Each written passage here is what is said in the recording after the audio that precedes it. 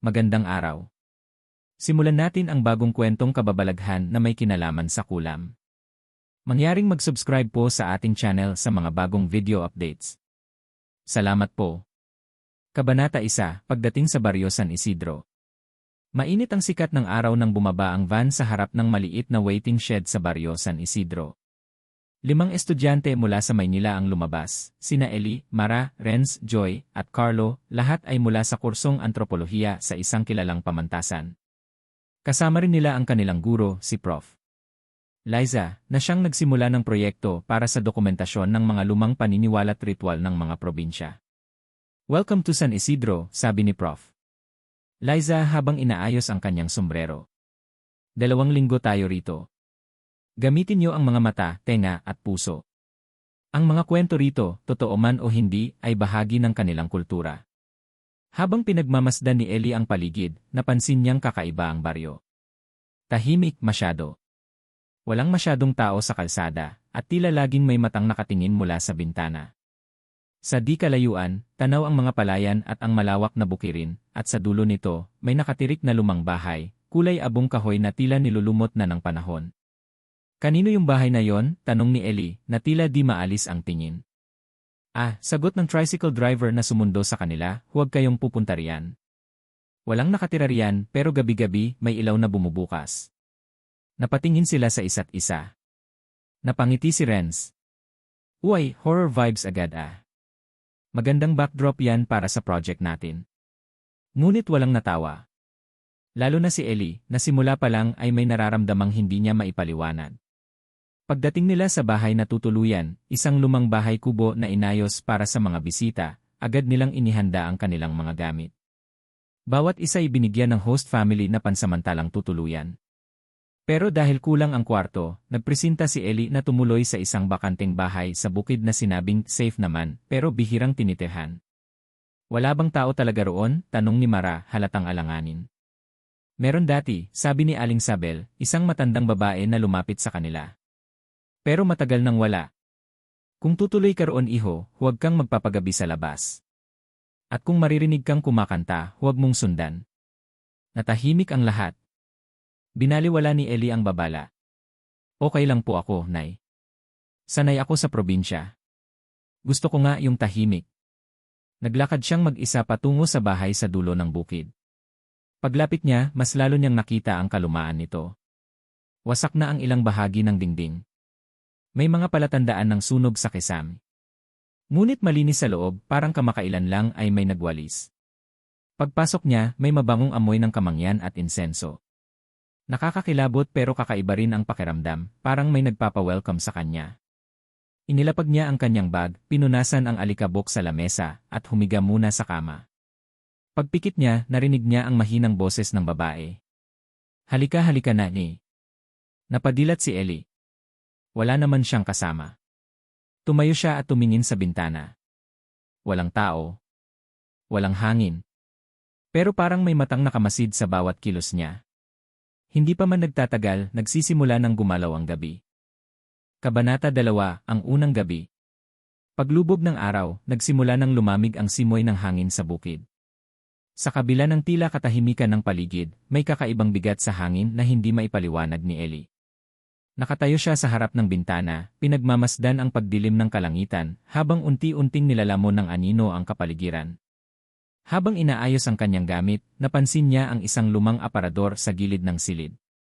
May bakas ng pagkasunog sa gilid, at ang mga ukit sa kahoy ay hindi niya maunawaan. Hindi ito pangkaraniwang disenyo, mukhang simbolo ng sinaunang ritual. Hindi na niya ito pinansin at ipinagpatuloy ang paghahanda ng kanyang higaan. Nang sumapit ang 9:00 ng gabi, bumuhos ang malakas na ulan.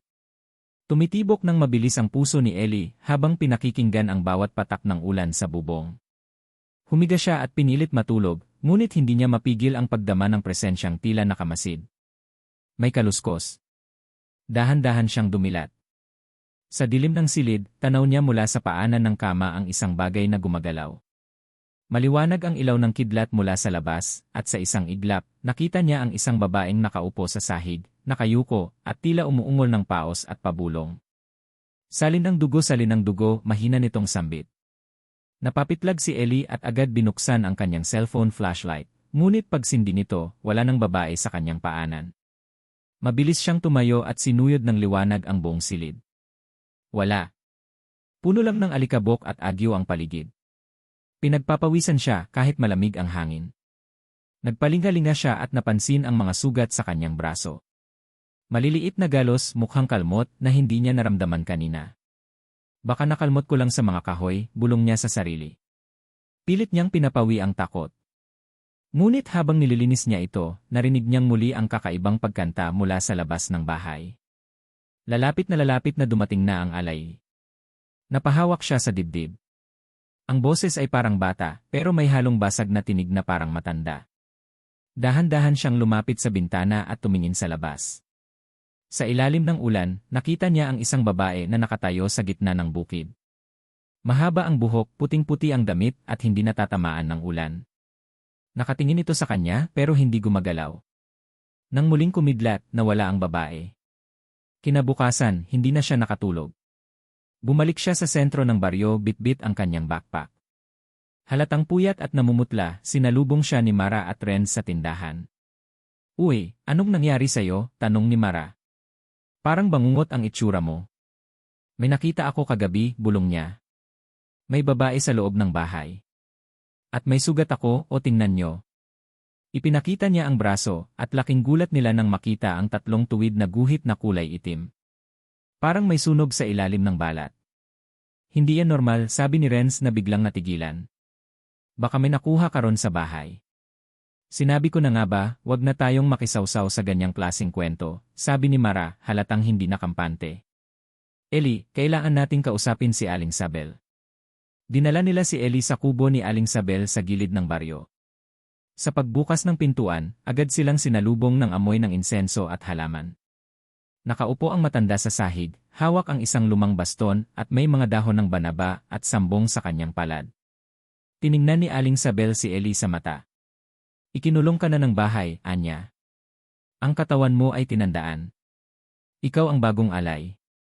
Napasinghap si Mara. "Alay? Alay saan?" "Alay sa kulam," bulong ni Aling Sabel.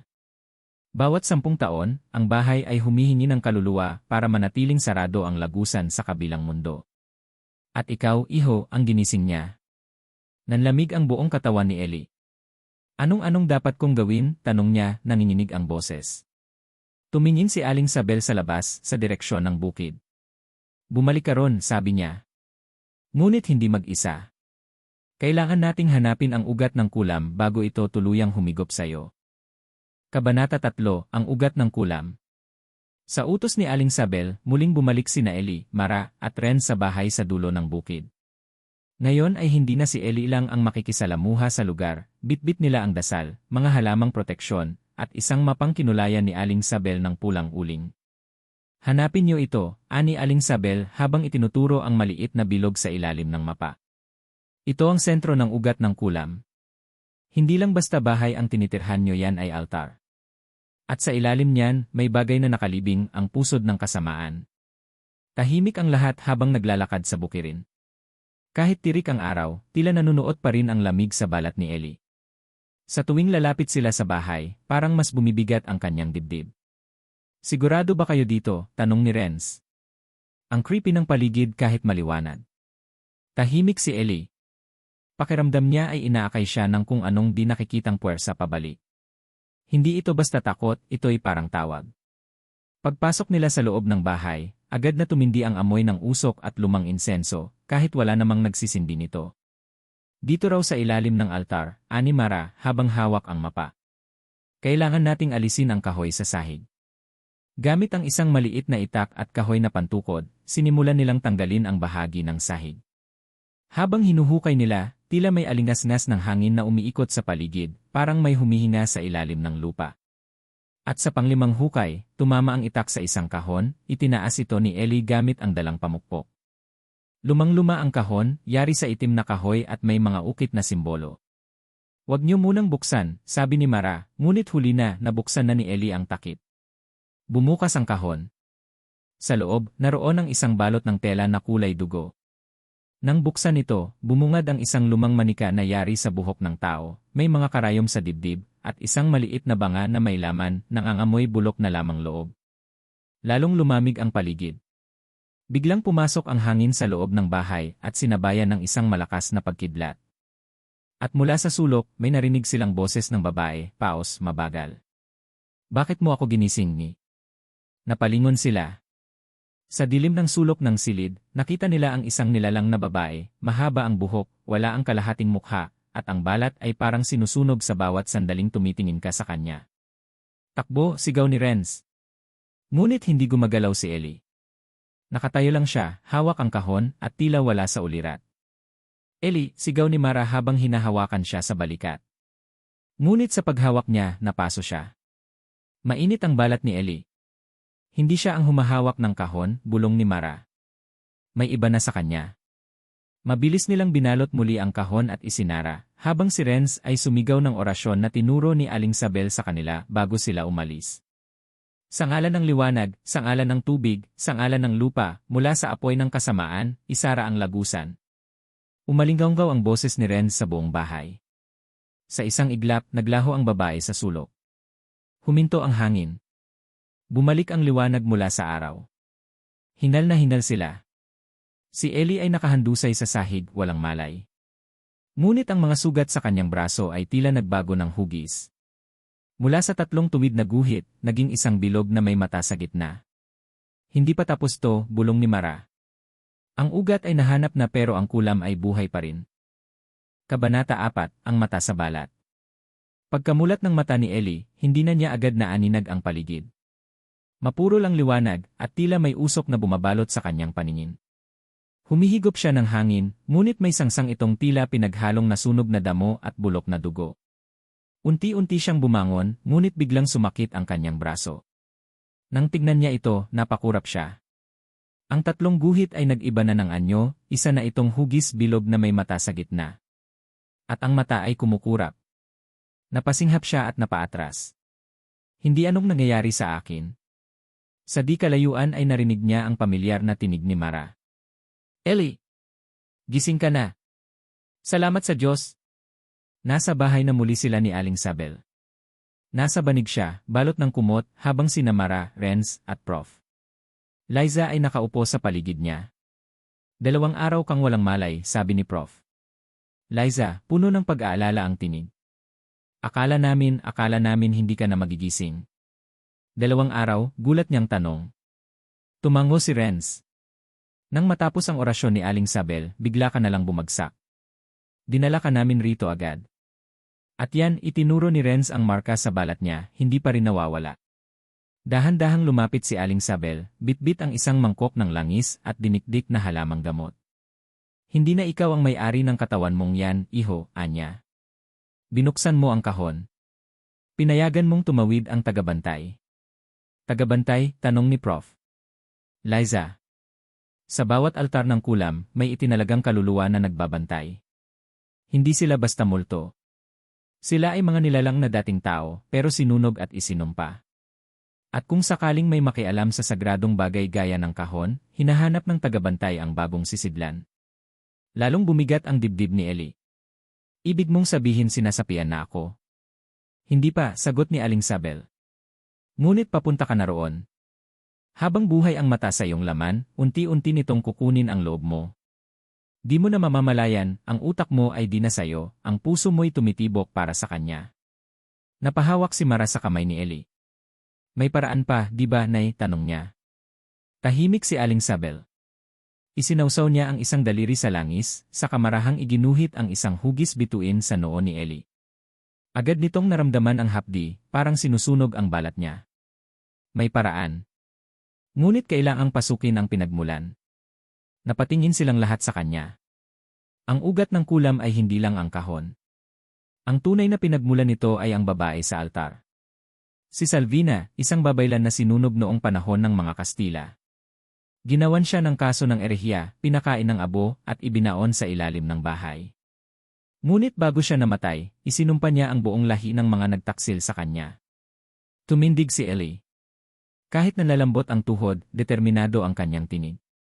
Kailangan ko siyang makita. Hindi ako papayag na mawala ng sarili. Kung kailangang harapin ko ang kulam mismo, gagawin ko. Tumayo rin si Renz. Sasamahan ka namin. At si Mara, mahigpit ang hawak sa kanyang kamay. Hindi ka namin iwan, Ellie. Bago sila umalis kinabukasan, binalaan sila ni Aling Sabel. Hindi lahat ng makikita nyo ay totoo. Lalaban ang alaala, ang takot, ang pangarap, gagamitin ng kulam ang lahat para ihiwalay kayo. Ngunit tandaan, kung anong pinili nyo sa isip nyo, iyon ang magpapalakas sa inyo. Binigyan sila ng mga anting-anting, mutya ng palad, dahon ng mangkono, at isang sanga ng rimas na pinaniniwala ang panangga sa masasamang espiritu. Hapon na nang muli silang lumapit sa bahay sa dulo ng bukid. Ngayon ay hindi na ito ordinaryong bahay sa paningin nila. Ang buong paligid ay tila kumakapal, parang may usok na walang pinagmulan. Tumitibok ang lupa sa bawat hakbang nila. Parang buhay ang lupa, bulong ni Mara. Pagpasok nila, tahimik ang lahat. Dinala nila ang kahon, balot sa tela, at inilagay sa gitna ng silid. Sa ilalim niyon ay may bagong hukay, mas malalim, at may usok na lumalabas. Sabay-sabay silang naghawak kamay. At sa pagbigkas ng unang orasyon ni Aling Sabel na nakarecord sa kaset, biglang bumukas ang sahig at silang tatlo ay nahulog pababa. Sa ilalim ng lupa, madilim at malamig. Ngunit sa dulo ng lagusan ay may liwanag. Hindi ilaw kundi apoy. At sa gitna nito, isang nilalang ang nakaupo sa silyang yari sa buto, babaeng may mukha ng abo, at ang buhok ay ahas na itim. Kayo ang pumili.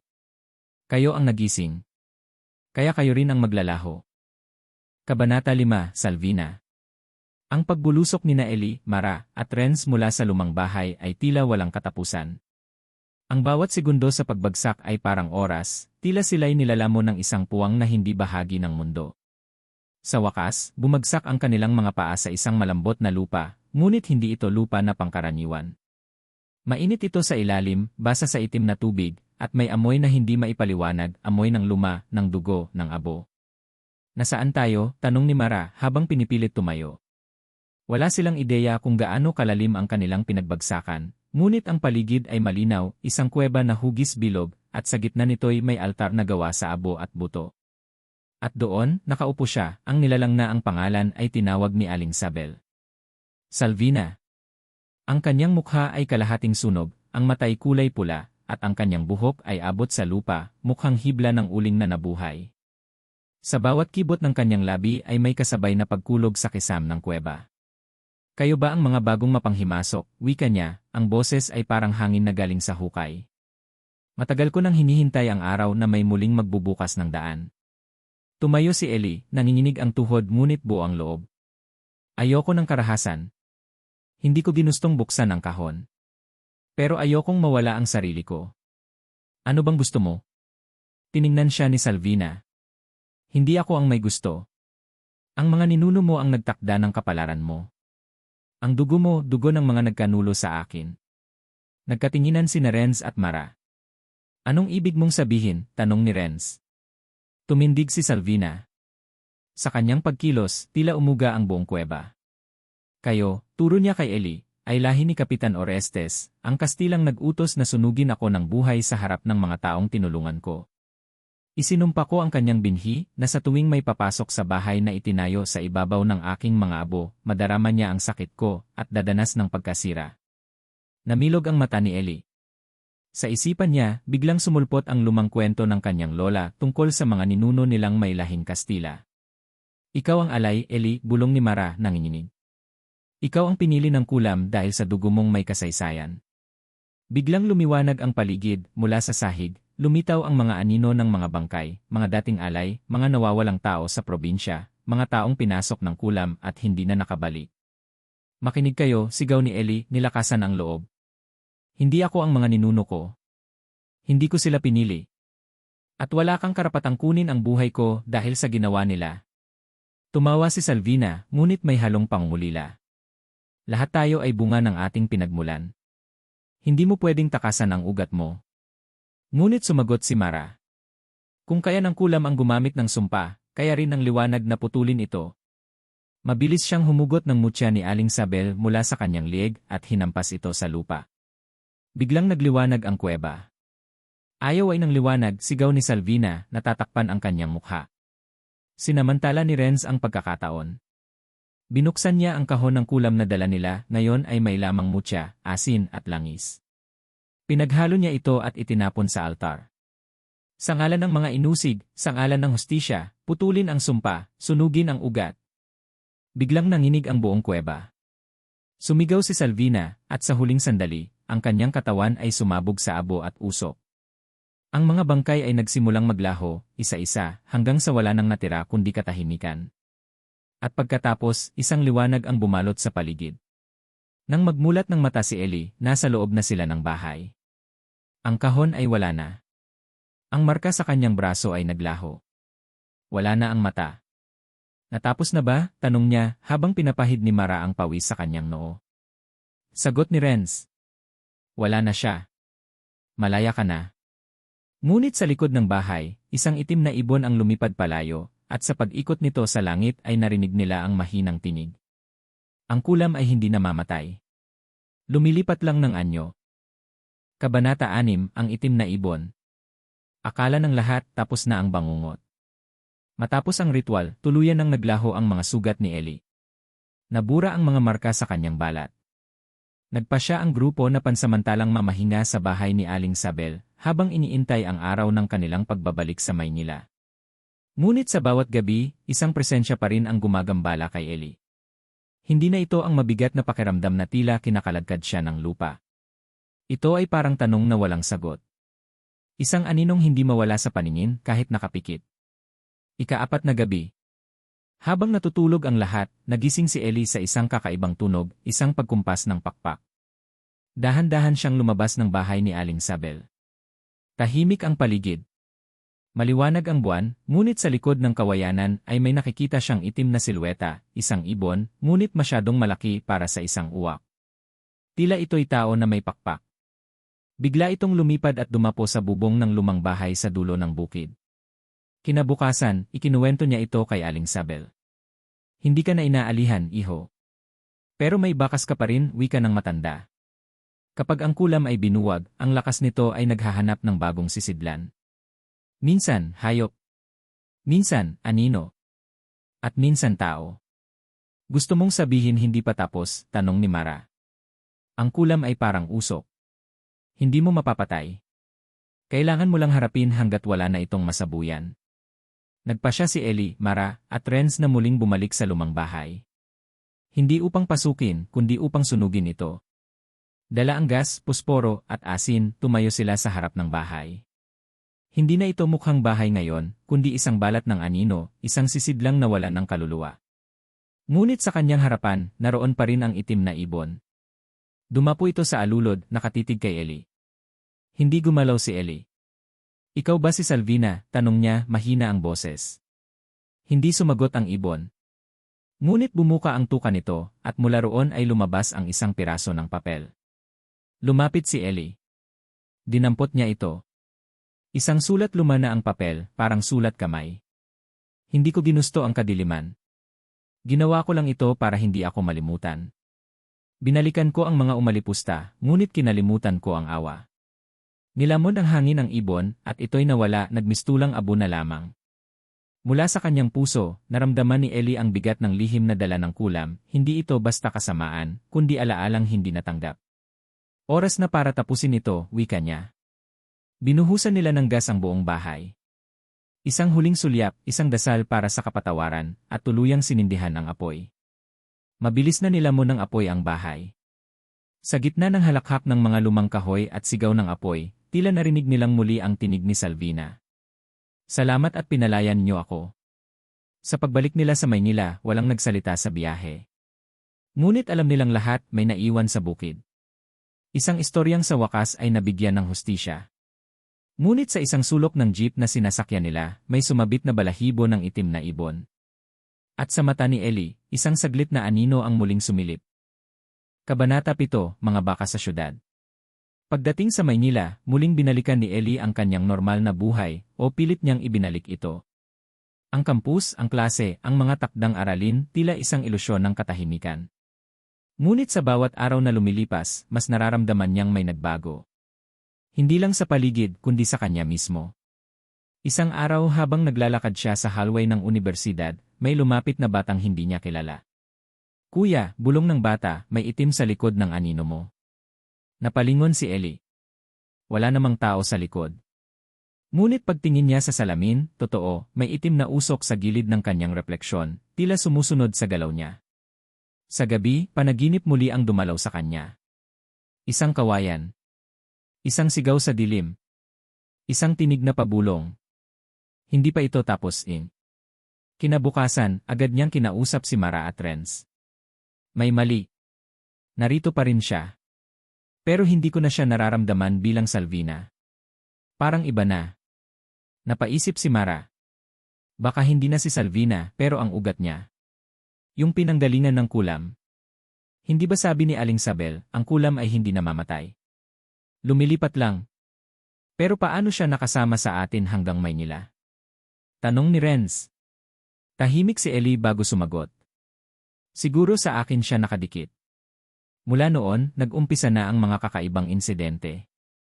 Una, isang kaklase nila ang biglang nawalan ng malay matapos pumara sa labas ng lumang gusali. Ayon sa mga nakakita, may aninong parang ibon na lumipad mula sa likod nito.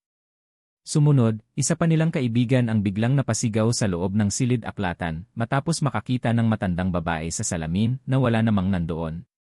Hanggang sa isang gabi, habang nag-aaral si Ellie sa dorm, biglang tumigil ang orasan. Lahat ng bagay sa paligid niya ay nag-freeze maliban sa sarili niya.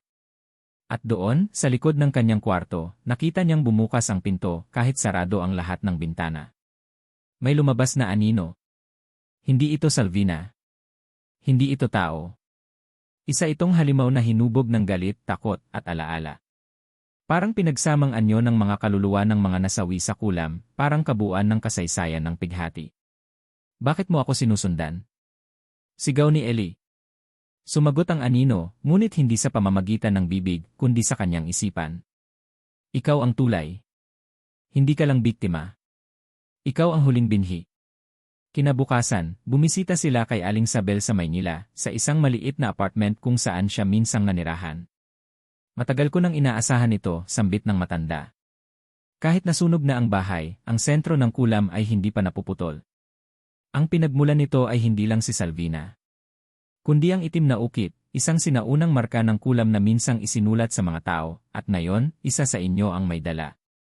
Tumingin siya kay Ellie. Ikaw ang tulay. Ikaw ang lagusan. At ang tanging paraan para tuluyang matapos ito ay hanapin ang puno ng ugat, ang mismong pinagmulan ng kulam, sa lugar kung saan una itong isinilang. Napakunot no si Renz. Saan yon? Napabuntong hininga si Aling Sabel. Sa Visayas. Sa Isla Kasilagan, isang isla na hindi mo makikita sa mapa, kundi sa panaginip. Sa huling bahagi ng gabi, muling nagpanaginip si Ellie. Sa kanyang panaginip, siya ay nasa gitna ng dagat, sakay ng isang bangka. Sa malayo may isla. Itim ang langit. Pula ang tubig.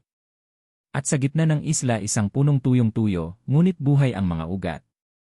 Mula rito, dumadaloy ang itim na usok. At isang tinig ang muling lumitaw. Dito mo dapat dalhin ang kahon. Dito mo dapat ibalik ang lahat. Pagmulat niya, hawak niya ang kahon ng kulam, ang parehong kahon na sinunog na nila sa bukid. Bumalik ito. At narito na muli. Kabanata 8, Isla Kasilagan. Nakaharap na ang grupo sa pinakamalupit na hamon sa kanilang buhay. Si Ellie, Mara, at Renz ay nagsimulang maghanda para sa kanilang paglalakbay patungo sa Isla Kasilagan. Hindi nila alam kung anong magiging kalalabasan ng kanilang misyon, ngunit isang bagay lang ang tiyak, kung nais nilang matapos ang lahat ng ito, kailangan nilang makarating sa isla at alamin ang pinagmulan ng kulam na sunod-sunod na sumisira sa kanilang buhay. Isang linggo na ang lumipas. Si Aling Sabel ang nagbigay sa kanila ng direksyon. Inutusan silang hanapin ang isang matandang mangukit ng kahoy sa isang nayon sa Visayas na magiging gabay nila upang makatawid sa Isla Kasilagan. Walang makakapagsabi kung eksaktong saan ito matatagpuan, kailangan nilang sundan ang mga palatandaan at manatiling handa sa anumang pagsubok. Puno ng kaba at takot, ngunit pinipilit nilang maging matatag, sumakay sila sa isang barko patungo sa isang liblib na bahagi ng Visayas. Ang biyahe ay tumagal ng 2 araw.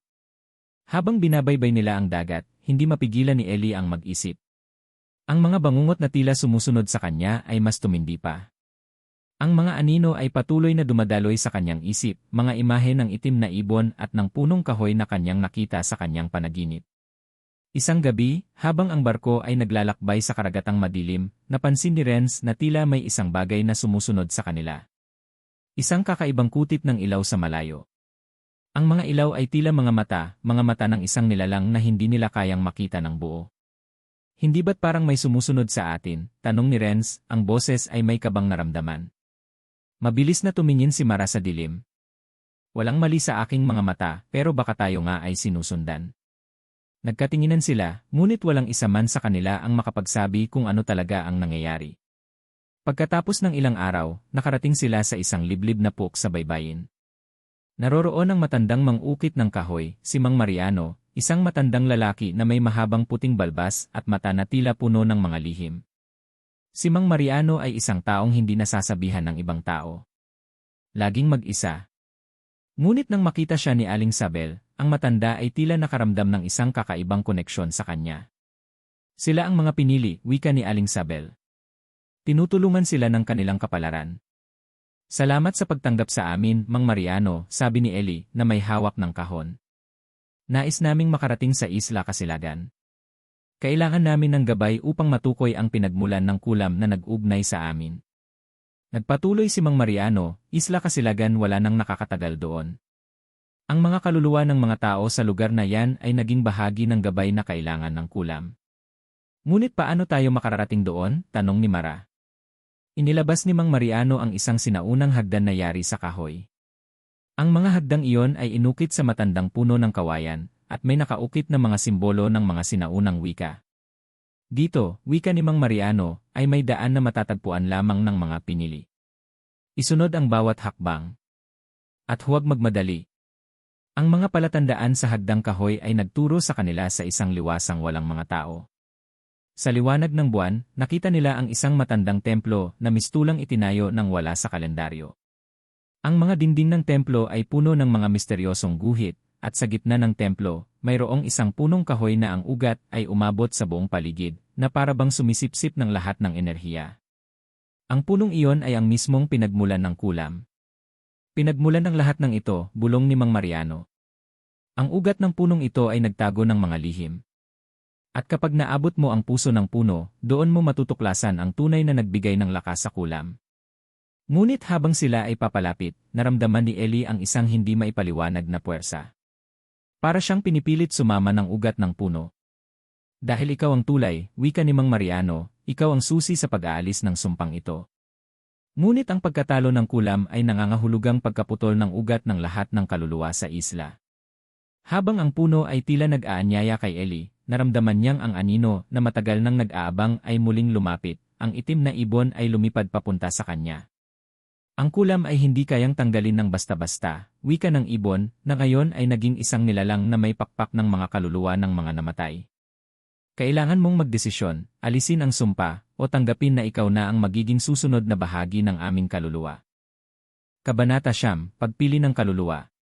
Habang nakatayo si Ellie sa harap ng punong kahoy na itinayo sa gitna ng Isla Kasilagan, pakiramdam niya ay parang ang kanyang buong katawan ay binabalot ng nakatagong puwersa. Ang mga ugat ng puno ay nagsimula ng magkalat sa paligid, tila hinahanap siya, sinusubukan siyang hilahin pabalik sa mga dilim na nagmumula sa pinagmulan ng kulam. Sa itaas, ang itim na ibon ay umiikot sa paligid, ang mga mata nito ay nagniningning sa dilim ng gabi, at ang tuka ay patuloy na nagbubukas, ngunit walang salita ang lumalabas mula dito. Ang bawat pakpak na tinatapakan nito ay nag-iwan ng mga alon ng hangin na parang nagmumula sa isang kasaysayan ng pighati at galit. Ito na ang pagkakataon mo, Ellie, wika ng itim na ibon sa kanyang isip. Isa ka sa mga pinili. Kailangan mong magdesisyon kung paano tatapusin ang lahat ng ito. Paano? Ano ang dapat kong gawin? Tanong ni Ellie, ang boses ay puno ng pag-aalinlangan. Ang kulam ay walang katapusan. Hanggat ang ugat ng puno ay hindi napuputol, magpapatuloy ang kasaysayan ng mga kaluluwang hindi nakahanap ng kapayapaan. Kung pipiliin mong tapusin ito, ang iyong kaluluwa ay magiging bahagi ng puwersang iyon. Ngunit bago pa siya makapagsalita, nagsalita si Mang Mariano, na nakatayo sa gilid ng templo. Ang matanda ay may malalim na pagkakaintindi sa nangyayari. Eli, wika ni Mang Mariano. Tulad ng sinabi ko, ang kulam ay hindi kayang patayin. Ngunit ang ugat ng lahat ng ito ay ang pagpapatawad. Hindi mo dapat tanggapin ang pagiging biktima ng galit at takot ng nakaraan. Si Mang Mariano ay naglakad patungo sa puno at inilabas ang isang matandang espada na yari sa kahoy. Ang hawakan nito ay tinatahi ng mga lihim ng nakaraan. Ang pagpapatawad ay hindi nangangahulugang paglimos ng kahinaan, kundi ang pagtanggap na hindi natin kayang baguhin ang nakaraan, ngunit kayang baguhin ang ating hinaharap. Si Eli, na nooy nanatiling tahimik at nag-iisip, ay napansin ang pagbabago sa hangin. Ang mga ugat ng puno ay humihigop ng lakas mula sa kanyang katawan, ngunit ang puso niya ay nagsimulang magtaglay ng tapang. Hindi siya maaaring magpatalo sa galit ng nakaraan. Habang ang itim na ibon ay nagsimula ng maglaho sa ere, si Eli ay lumapit sa puno. Ang mga ugat ay nagpasimula ng magtangkang hawakan siya, ngunit hindi siya tumigil. Ang mga kamay niya ay humawak sa espada na ibinigay ni Mang Mariano, at sa bawat hakbang na kanyang ginawa, ang mga ugat ay umatras, parang kinatakot ang tapang na ipinapakita niya. Hindi na namin kayang maging bahagi ng iyong pighati. Ang mga salitang ito ay lumabas mula sa kanyang bibig. Papalayain ko ang mga kaluluwang nakatali sa iyong mga ugat. Habang hinahawakan ng espada, isang malakas na sigaw ng hangin ang dumaan sa paligid, at isang nakakasilaw na liwanag ang sumik mula sa gitna ng puno. Ang mga ugat ay nagsimulang magbago, nagiging abo na tila hinihigop ng lupa. Ang itim na ibon, na ngayon ay isang malupit na nilalang ng mga kaluluwang ligaw, ay muling lumabas mula sa mga ulap at dumapo sa harap ni Eli. Sa tuktok ng punong kahoy, ang ibon ay naging isang maitim na ulap, ang mata nito ay nagniningning, ang katawan ay walang hugis kundi mga kaluluwang nauurong sa pighati. Si Eli, na puno ng lakas ng loob, ay nagbigay ng huling pag-ugoy sa espada. Hindi ko kayang tanggapin ang inyong galit at sakit. Pagpapatawad ko ay hindi para sa inyo, kundi para sa mga kaluluwa ng mga buhay. Ang mga ugat ng puno ay biglang pumutok, ang lahat ng dilim ay napawi, at isang matinding sigaw ng paglaya ang narinig sa buong isla. Ang kulam ay naputol, at ang mga kaluluwa na nakatali sa punong iyon ay nakaramdam ng kalayaan. Nang maglaon, ang punong kahoy ay natuyo, ang mga ugat ay nawalan ng buhay, at ang itim na ibon ay naglaho sa ere. Si Eli ay nakatayo sa gitna ng isla, ang espada ay nabuwal sa kanyang mga kamay. Mabilis na dumating si Mara at Renz upang yakapin siya. Eli, wika ni Mara. Natapos na. Wala nang anino. Nagpatuloy si Renz, wala nang kulam. Tapos na ang lahat. Ang buong isla Kasilagan ay nagbago. Ang dilim na bumalot dito ay naglaho at muling sumik ang araw. Ang mga kaluluwa ng mga naipit sa kulam ay nakahanap ng kapayapaan. Walang narinig na sigaw ng pighati, kundi ang mga sigaw ng kalayaan. Kabanata 10, Pagbabalik sa liwanag. Matapos ang lahat ng kababalaghan at takot na kanilang naranasan, si Eli, Mara, at Renz ay nakatayo sa gitna ng isla Kasilagan, sa ilalim ng isang araw na nagsisimulang sumikat. Ang dilim na matagal nilang kinatakutan ay wala na. Ang mga kaluluwa na sumik mula sa mga ugat ng punong matagal nang nag-ugat sa kasaysayan ng kulam ay nakahanap ng kapayapaan. Sa kabila ng tagumpay, nararamdaman pa rin nila ang bigat ng lahat ng nangyari. Ang kanilang mga katawan ay pinagod ng mga paglalakbay, ng mga pangarap, ng mga takot na hindi nila kailanman naisip na mararanasan. Ngunit sa ilalim ng araw, may kakaibang linaw, isang liwanag na nagmumula sa puso nilang tatlo. Tapos na. Ang mga salita ni Eli ay halos mahina, ngunit puno ng kahulugan. Wala nang kulam. Ang mga ugat ng punong kahoy na nagbigay ng sumpa ay naputol na, at pati ang itim na ibon na nagbigay ng takot sa kanila ay naglaho sa hangin. Ang kanilang misyon ay natapos, at sa kabila ng lahat ng kanilang pinagdaanan, sa huli, nakatagpo sila ng kalayaan. Si Renz ay humarap sa kanila, nag-aalangan ngunit may ngiti sa labi. Hindi ko na alam kung paano ko ipapaliwanag sa mga tao sa Maynila ang nangyari sa atin. Si Mara naman, na nakatingin sa malayo, ay nagsabi, bihira ang pagkakataong makatagpo tayo ng ganitong klase ng karanasan.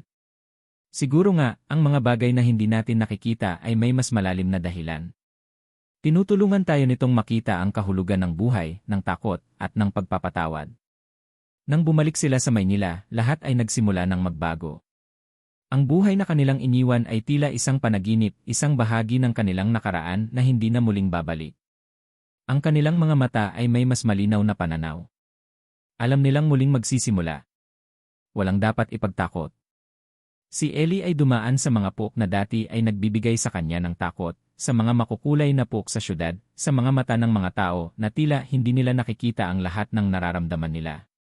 Ngunit ngayon, natutunan niyang tingnan ang mga mata ng iba, makita ang mga lihim at galit na mayroon sila, at matutong magpatawad. Ipinanganak siyang muling may tapang, at hindi na muling papayag na magpatalo. Pagkatapos ng mga linggo, nakaupo si Ellie sa kanyang silid, hawak ang isang piraso ng papel. Isang liham, isang simpleng mensahe. Huwag matakot. Magtiwala sa iyong lakas.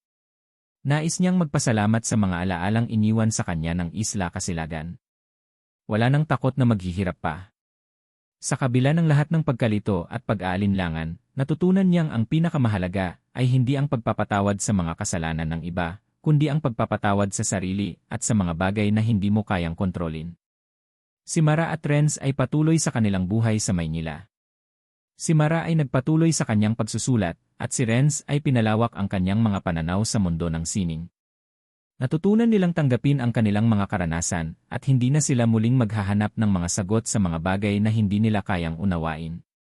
Si Aling Sabel, bagaman hindi na nila nakita pa, ay palaging sa kanilang isipan. Ang matandang mang-ukit ng kahoy, si Mang Mariano, at ang mga aral na itinuro nila ay naging gabay sa kanilang mga hakbang.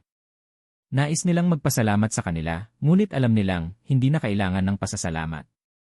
Ang mga aral na iniwan nila ay patuloy na magsisilbing liwanag sa kanilang daraanan. Sa dulo ng lahat ng ito, natutunan nila ang isang mahalagang bagay, ang kulam ay hindi lamang isang kwento ng takot. Ito ay kwento ng pagpapatawad, ng paglaya mula sa mga tanikala ng nakaraan, at ng pagtingin sa hinaharap ng may tapang at pag-asa. Ang buhay ay patuloy na magbibigay ng mga pagsubok, ngunit sa kabila ng lahat, natutunan nila na ang pinakamahalagang hakbang ay ang pagharap sa mga takot at pagtanggap na hindi lahat ng bagay ay mangyayari ayon sa plano. Ang tunay na kalayaan ay matatagpuan sa pagtanggap sa mga hindi kayang baguhin at sa lakas ng loob na magpatuloy, anuman ang mangyari. Sa pagtatapos ng kwento, si Ellie, Mara, at Renz ay natutong mabuhay sa liwanag, handa nang tumanggap ng bagong simula. Salamat po sa pagtangkilik. Please subscribe po sa ating channel. God bless.